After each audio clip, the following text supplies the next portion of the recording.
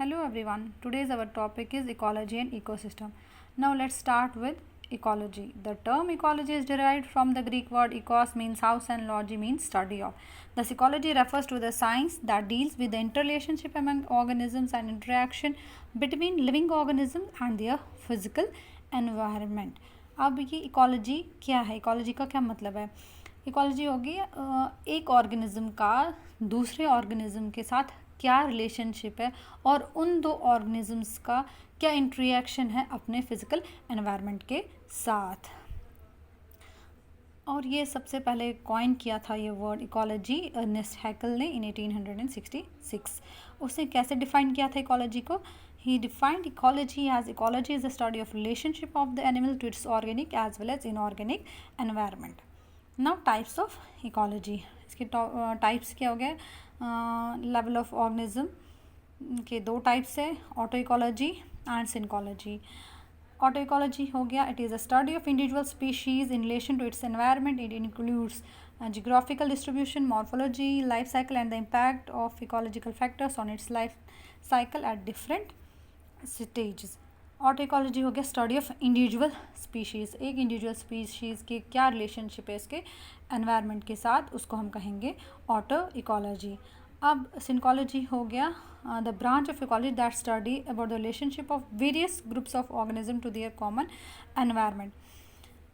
सिनकोलॉजी का मतलब है कि जो हम स्टडी करें वेरियस ग्रुप्स ऑफ ऑर्गेनिज्म, उनका क्या रिलेशनशिप है उनके कॉमन एनवायरनमेंट के साथ. ऑटो इकोलॉजी में एक सिंगल स्पीशीज़ है और सिनकोलॉजी में ग्रुप ऑफ ऑर्गेनिजम्स हैं. Now start with ecosystem.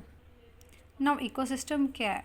The word ecosystem is derived from two words eco which means environment and system implying an interaction of various aspects of environment. The term was coined by A.J. Tansley in 1935. ये ज़रूर याद रखना, A.J. Tansley 35 किसने term की थी coin ecosystem? A.J. Tansley in 1935, क्योंकि ये questions में आते हैं. अब इसका क्या मतलब है इकोसिस्टम का? An ecosystem is an integrated system resulting from interaction of living and non-living factors of the environment. This interaction occurs by the means of food chain and chemical cycles resulting in energy flow, biotic diversity and material cycling to form a stable self-supporting system. अब ये ecosystem क्या है? इसमें एक biotic component का क्या abiotic component के साथ क्या रिलेशनशिप है, या आप ऐसे बोल सकते हैं एक लिविंग ऑर्गेनिज्म का नॉन लिविंग थिंग के साथ क्या रिलेशनशिप है. ठीक है, इसको हम कहेंगे इकोसिस्टम. उसमें इकोलॉजी में हमने पढ़ा कि एक ऑर्गेनिज्म का दूसरे ऑर्गेनिज्म के साथ क्या रिलेशनशिप है और उनका एनवायरनमेंट के साथ क्या है. बट इसमें क्या है, जो भी लिविंग थिंग्स हैं उनका क्या इंटरेक्शन रिलेशनशिप है अकॉर्डिंग टू विद एनवायरनमेंट, या उनके एनवायरनमेंट के साथ क्या रिलेशनशिप है. यहाँ हम ऐसा बोल सकते हैं the relationship between biotic community and the non living environment is always mutual one. An ecosystem is not an isolated or closed unit. Instead, it is an open system. That is, materials invariably move from one ecosystem to another. That is, leaves are blown from a forest into a lake. Frogs move from a pond on the lake. इसका ये मतलब है कि जो ecosystem का क्या living things का उनके नॉन लिविंग एनवायरनमेंट के साथ क्या रिलेशनशिप है, और ये रिलेशनशिप हमेशा म्यूचुअल होता है. ठीक है ना. अब इसके प्रॉपर्टीज़ हैं. प्रॉपर्टीज़ होंगे कि असली में ये कि पॉइंट्स असली डिफिनेशन है कि क्या क्या है असली इकोसिस्टम के मेन पॉइंट्स क्या है. Ecosystem of any given space time unit represents the sum of all living organism and physical environment. It consists of 3 basic components. इसके 3 बेसिक कंपोनेंट है, एनर्जी, बायोम एंड हैबिटेट.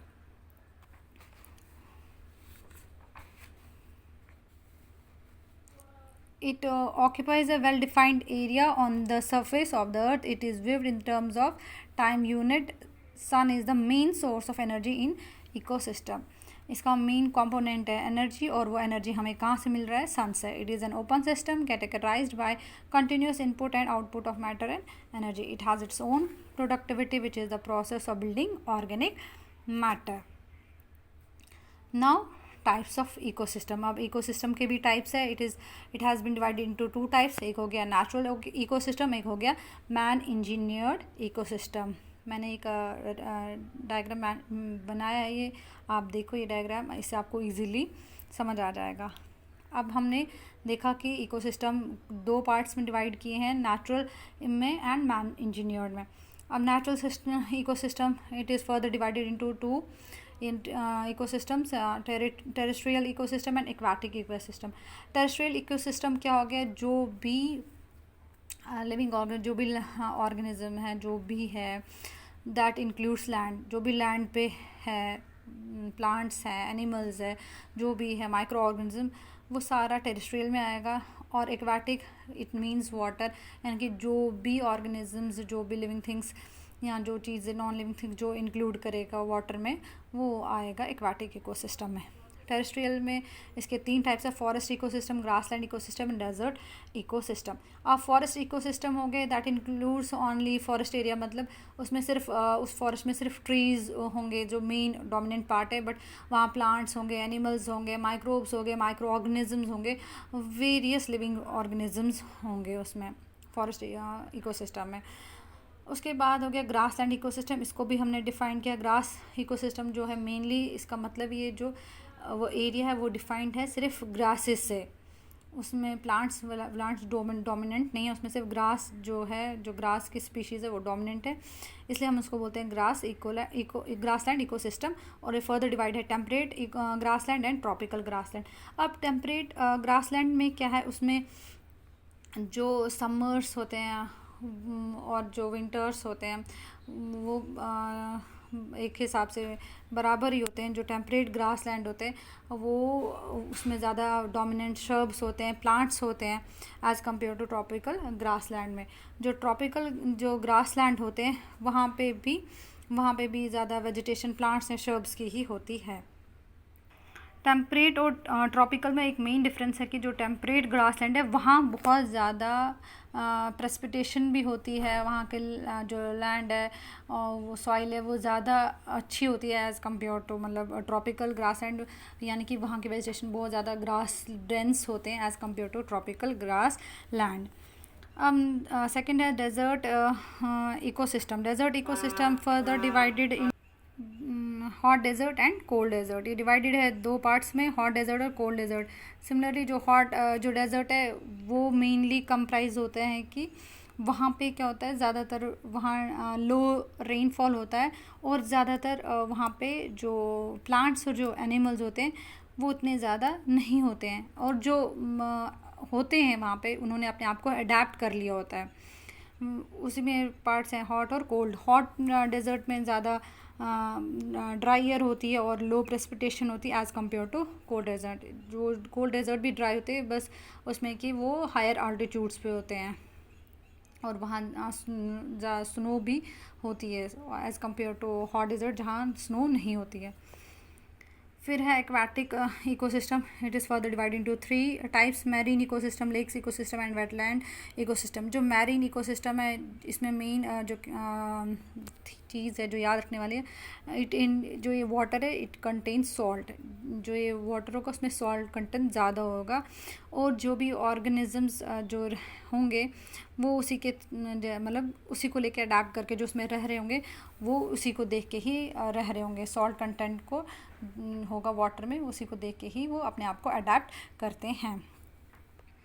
फिर जैसे for example कि oceans में जो भी वहाँ पर माइक्रो ऑर्गेनिज्म जो भी ऑर्गेनिज्म रह रहे हैं, लिविंग थिंग्स जो उसमें हैं वो सारे उससे अडेप्ट हो गए हैं। Number second is lakes ecosystem. Lake हो गया वो वाटर जो कन्फाइंड होता है, उनका शोर कन्फाइंड होता है, उनका वाटर लाइन जो होता है वो शोर से कनेक्टेड होता है। उसमें भी जो लेक्स में भी प्लांट्स है, एक्वाटिक एनिमल्स प्लांट्स है, वो भी ग्रो करते हैं, उनका अपना ग्रो कर रहे हैं, मतलब उसमें इंटरेक्ट कर रहे हैं अपने एनवायरनमेंट के साथ। और नंबर थर्ड है wetland ecosystem. Wetland it includes marshy areas, groves, वहाँ पे स्वैम्पी एरियाज़ आते हैं वेटलैंड में, वो धीरे धीरे फिर कन्वर्ट हो जाते हैं लैंड में। अगर बहुत टाइम लगा तो कन्वर्शन हो जाती है। वहाँ पे प्लांट्स भी ग्रो करते हैं, ट्रीज़ भी बहुत सारे मार्शी एरियाज़ में डेवलप होते हैं इस वेटलैंड इकोसिस्टम में।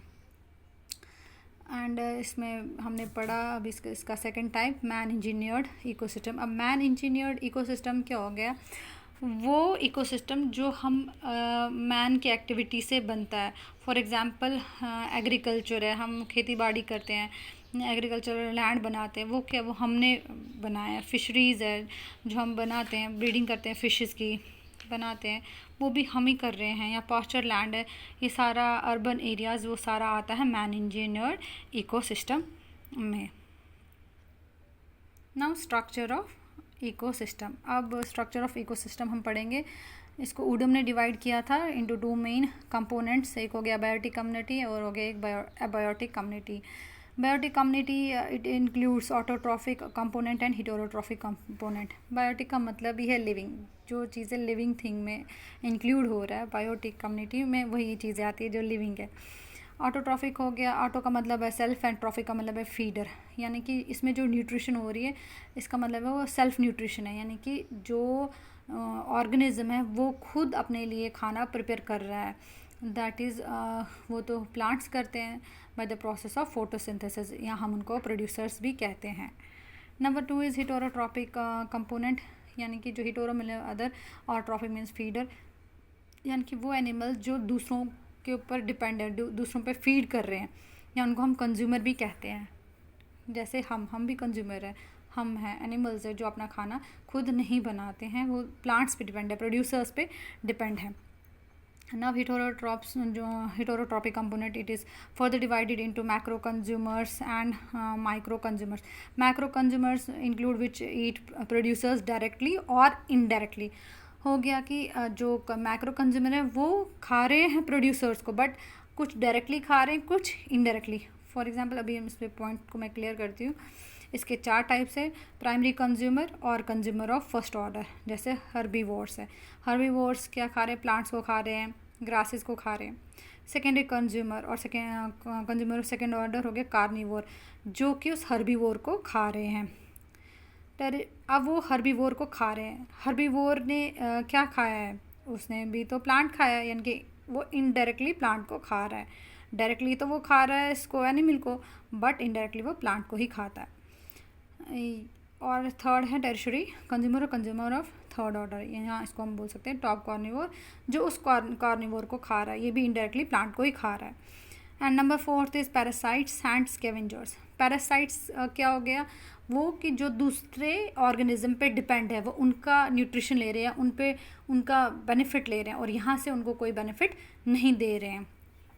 फॉर एग्जांपल कस्क्यूटा है, कस्क्यूटा एक प्लांट पैरासाइट है, वो प्लांट पे उगता है और वहाँ पे उस प्लांट का न्यूट्रिशन लेता है और उसके ऊपर रहता है, खड़ा हो जाता है, और उसको कुछ देता नहीं है, यानी कि वो पैरासाइट है। एंड स्कैवेंजर्स होंगे वो ऑर्गेनिज्म जो डेड एनिमल्स पे डिपेंड है, फीड कर रहे हैं। जैसे वल्चर है, ईगल है, ये डेड एनिमल्स को फीड कर रहे हैं। एंड यहाँ पे एबायोटिक कम्युनिटी अब हम पढ़ेंगे। एबायोटिक कम्युनिटी हो गया, एबायोटिक का मतलब ही नॉन लिविंग, और उसको डिवाइड किया गया है inorganic, organic and climate and edaphic factors. Inorganic include hydrogen है, ऑक्सीजन है, कार्बन है, ये सारा इनऑर्गेनिक में आ जाता है। ऑर्गेनिक में आ जा रहा है कार्बोहाइड्रेट्स है, प्रोटीन है, न्यूक्लिक एसिड है, इट इंक्लूड्स ऑर्गेनिक, ये सारे नॉन लिविंग है इसीलिए।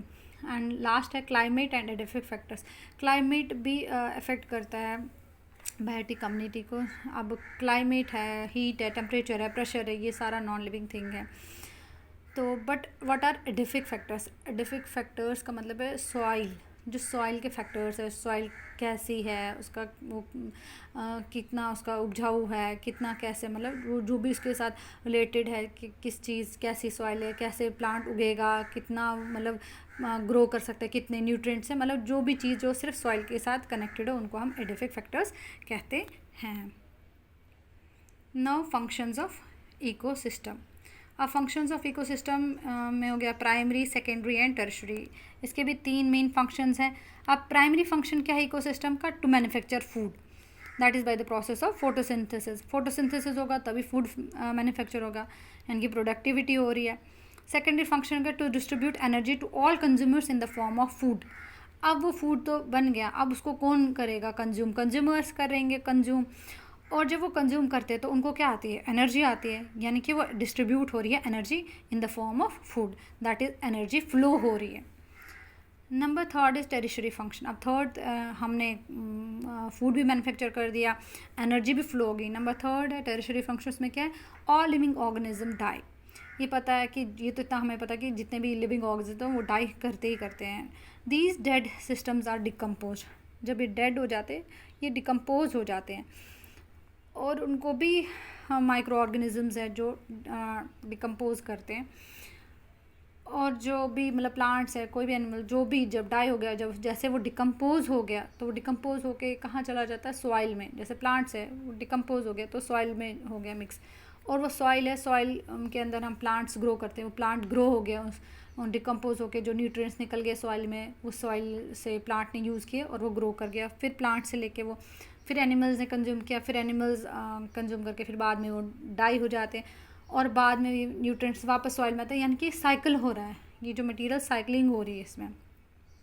इसका मतलब है कि इसका जो टेरिशरी फंक्शन का है जो लास्ट है, इसका मतलब है मटेरियल साइकिलिंग, इसका फंक्शन है मटेरियल साइकिलिंग। यानी कि अब 3 फंक्शंस हैं, productivity, energy flow and material cycling. तो आज इतना हो गया, मुझे लगता है आपको समझ आ गया होगा। Thank you.